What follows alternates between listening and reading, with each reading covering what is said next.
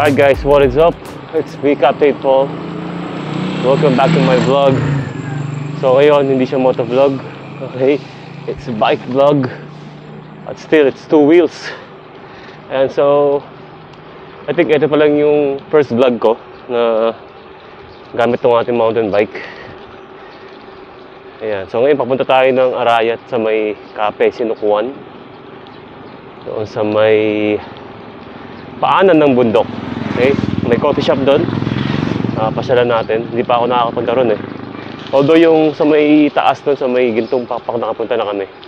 Pero itong isang pupuntahan namin, first time namin pumunta. So, around 30 kilometers ang kanyang layo one way. Ayan. So, time check. It's 1 p.m. Maaga alis namin dahil hindi naman gano'n nakasikat yung araw, maulap, kaya magandang magbike ngayon. Alright guys, so ito nakaka 7 kilometers na kami. Medyo mabagal lang yung pacing, nasa 20 plus lang. Marami kasing humps dito, ayan oh. Kada kanto may humps. Ayan, so ito magandang mag-ride sa amin dahil kita nyo naman, walang ganong sasakyan out from the busy roads sa city. Yun nga lang talaga, maraming humps tsaka aso. Pero presko dito dahil daming shade, daming puno, sarap mag-ride. So mamaya kakaliwa tayo dito sa may bypass road papuntang Mexico, Pampanga, all the way to Arayat. And then papanik tayo doon sa Cape Sinukuan. Medyo may paakyat doon, mataas. Try natin kung maakit natin. Kasi kahit yung mga ibang malalakas na siklista ay nahihirapan doon. Try natin kung kaya ng 3651. Ayan. So, ang stock nito 32 eh. Nagpalit ako ng 36 para medyo magkaroon ng dulo. Dahil sobrang liit yung 32. Nakakabitin sa rektahan. Ito guys, kakaliwa tayo dito. I think papuntang ano to, San Luis.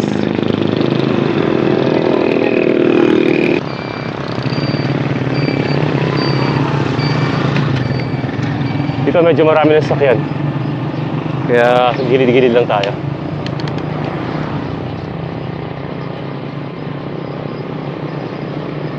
Pero ganda ng panahon ah. Walang ganong araw. Maulap pero hindi naman ulan.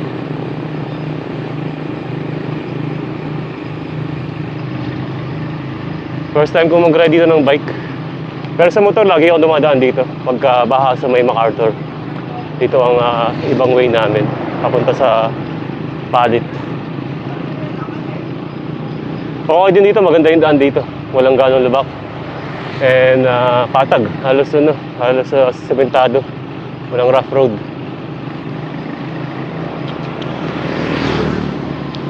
So dadaan tayo sa may circle doon, papuntang Mexico and Arayat. So ayun, nakaka 10 kilometers na kami mahigit. Ito, ano ba to? Gonzales Puyat School of Affairs. Yan, Barangay Santa Lucia. Ayan. Ayan. So let's check the map. Doon tayo. Baka mali mapasukan natin.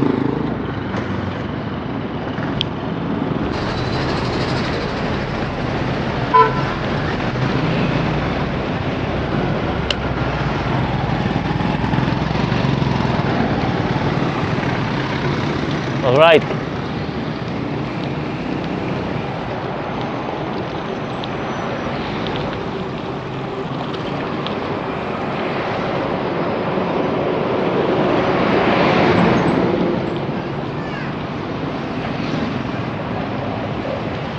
Malayo din to mula dito hanggang Mexico, Palengke. Nasa 8 kilometers or 10. And then kakanan tayo papuntang Arayat.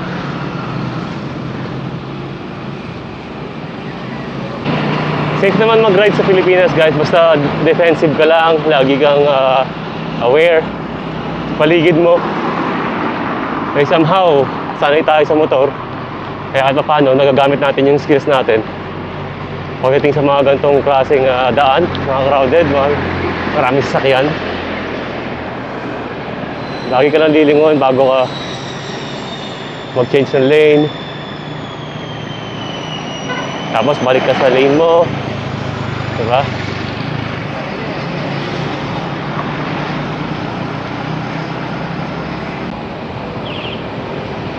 Alright guys, so we are here at Pure Gold, Mexico. Ayan, nandito tayo sa bahay ng Mexico, Pampanga. Ayun ang Mexico's Church. Sa ating harapan, tatawid tayo ng tulay. Ayan, tapos kakaanan tayo dito. Alright. Ayan. May truck. Akasya naman tayo. Ayan. Alright. Dito medyo crowded lang. Pero saglit lang to. After ng palengke, wala nang traffic dito.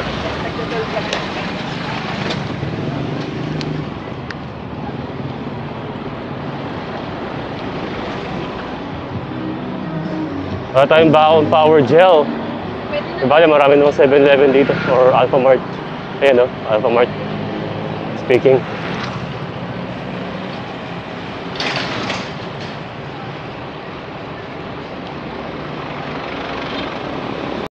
Barangay San Carlos. San Carlos, Mexico.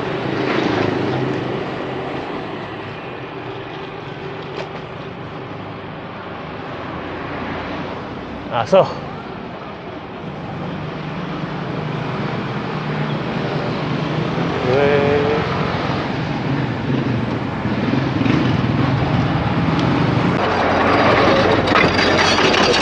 Alright guys, so kaunti lang, siguro mga less than 10 kilometers. Nakaka 29 kilometers na tayo. Dito tayo sa bypass road papuntang Arayat. First time kong dumaan dito. So instead of dadaan ka ng palengke or main road, dito mas okay kasi walang ganong sakyan. Mas maganda pa yung daan, malawak.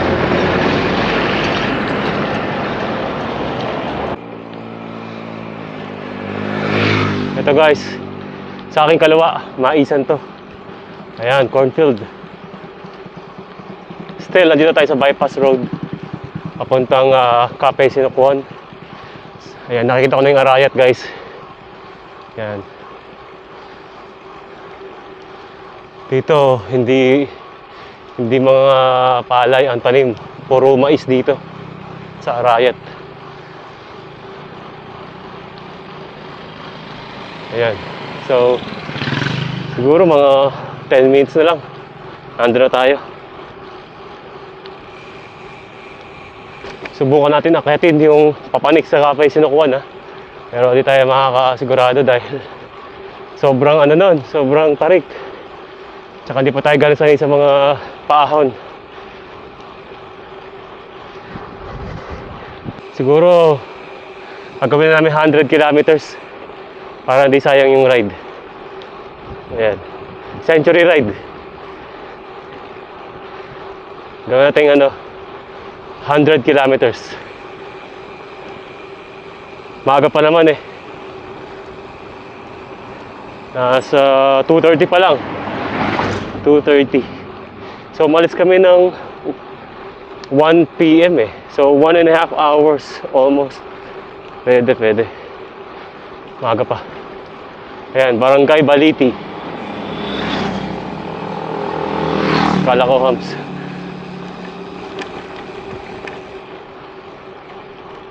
It's 400 meters to go. Dami ng humps dito. Ayan, buti hindi naman sobrang ulap. kita pa rin yung kagandahan ng Mount Arayat. So may taas lang yung ulap. Ayan. Sarap talaga magbike dito, napaka-presko. Ito, medyo pataas to guys. Ito, dito tayo, Rodriguez Nature Park. Pasok tayo dito. Pataas to.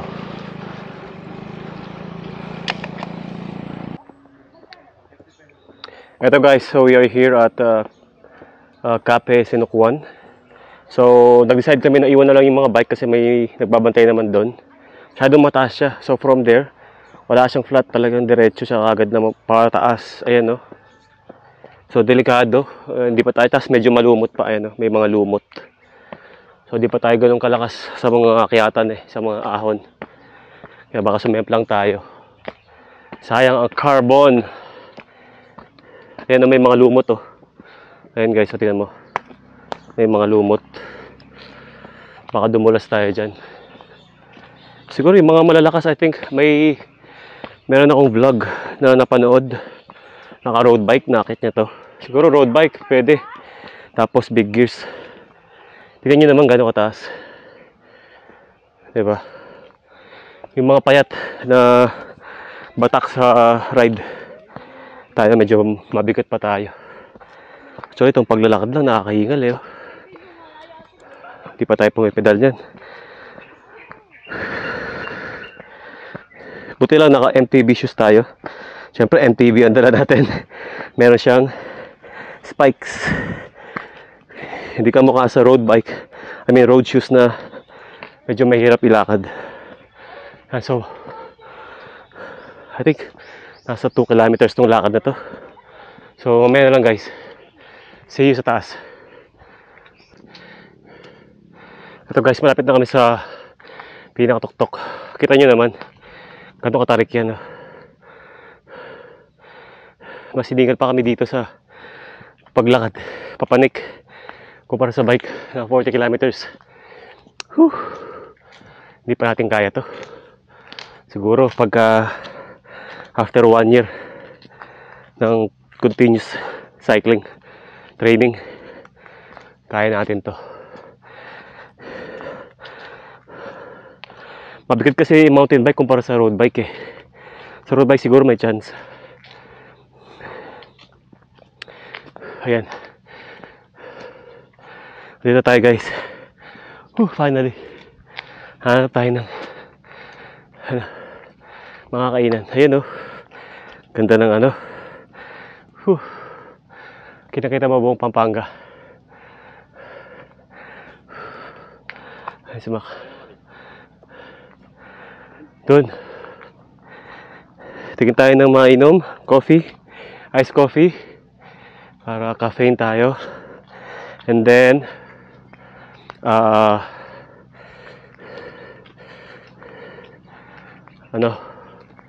siguro sandwich.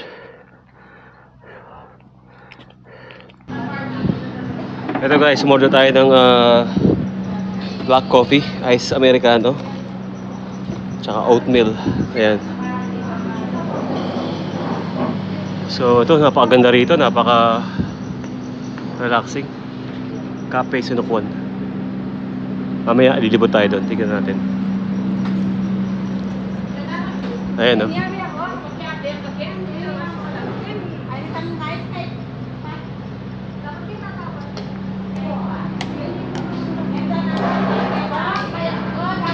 Ito, may mga coffee sila. Ayan. May mga rin sila, may mga meals.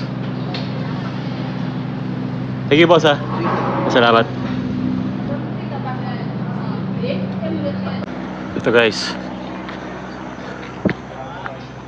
ganda rito, napaka presko. Ayun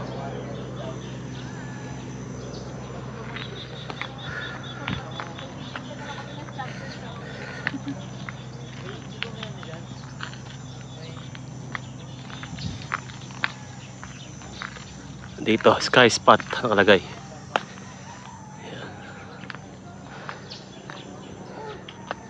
Yung gintong pakpak doon banda sa may likod nito. Ayan, dito Kitang-kita mo yung Pampanga. Meron pa dun eh.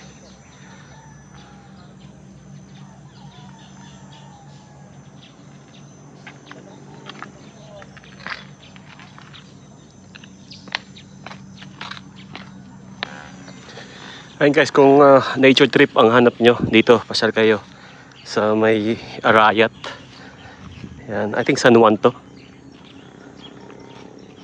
Or Baliti. Pero pwede nyo i-search sa Google Map. Ayan, Cafe Sinukuan. Yan. So meron pa siya dito. I think doon pwede kang bumaba. Dito, Forest Sanctuary. Pero try natin ano meron dito.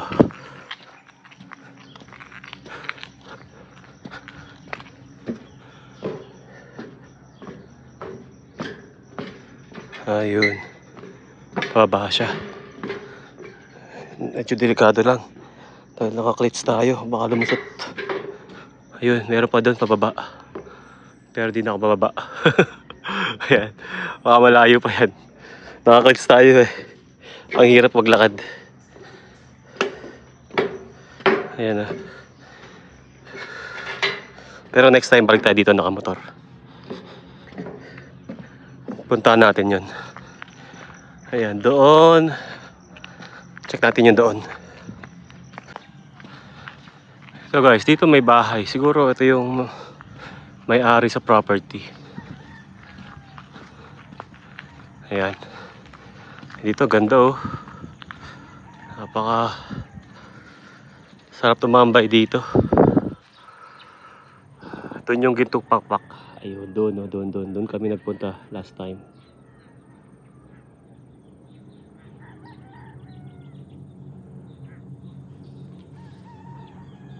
Ayan, meron pang doon, meron pang tambayan din. Ayan. Tapos may mga upuan dito. Ganda dito. Gandang mag-relax. Tsaka malapit lang sa amin. Pag sa sakyan siguro 1 hour. Pag sa bike 2 hours din inabot kami. Ganda.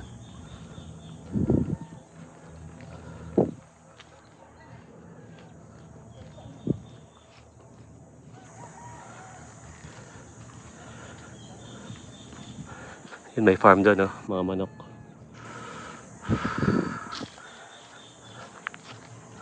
Dito meron din siyang pababa. Ayun, oh. Doon meron din dito. Ayan, oh. Ayan. Maganda rin pala mag-ano rito. Trekking. Pero di tayo bababa doon. Dahil hirap tayo maglakad. Naka-clits tayo, cycling shoes.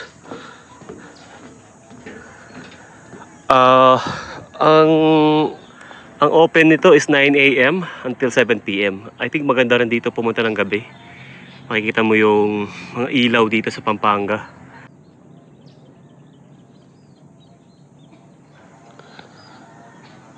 That's Mount Arayat. Ayun.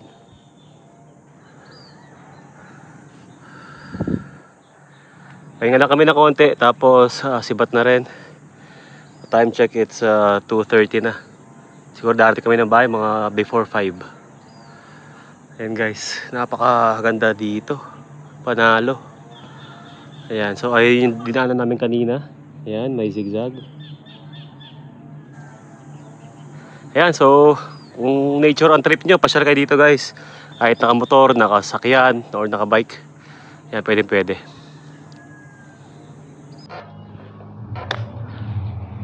Alright guys, so ito, pabalik na kami ng Pampanga, ng Apalit pala.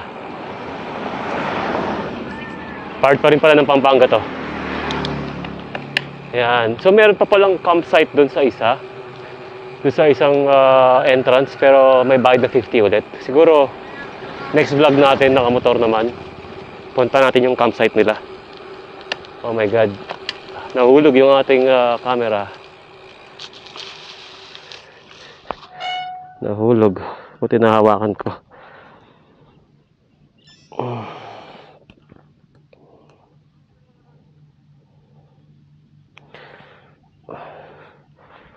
Sa vibration kasi, hindi pwede sa big bike to. Tatangayin to. Ayan. Alright, so time check. It's 3:52. So 2 hours na biyahe. Maybe 6. Before 6, nasa bahay na kami siguro. Pagka may araw pa at hindi pa ganun kadilim, try nating mag 100 kilometers. Okay? So, mag-gloves muna tayo. Daming time out Mag-gloves tayo for safety. Kung sasemplang ka, hindi magagasgas ang iyong mga palad.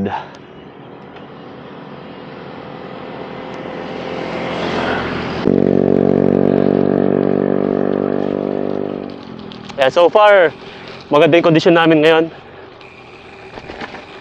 Kung di ka pa nakasubscribe, yan, please hit that subscribe button. Kasi maraming tayong viewers na hindi nakasubscribe I understand minsan kasi mahirap mag-subscribe dahil yung iba walang Google account. So pag wala kang Google account, di ka makakapag-subscribe. From now, we are going to mix up motorcycle vlogs and cycling. Diba?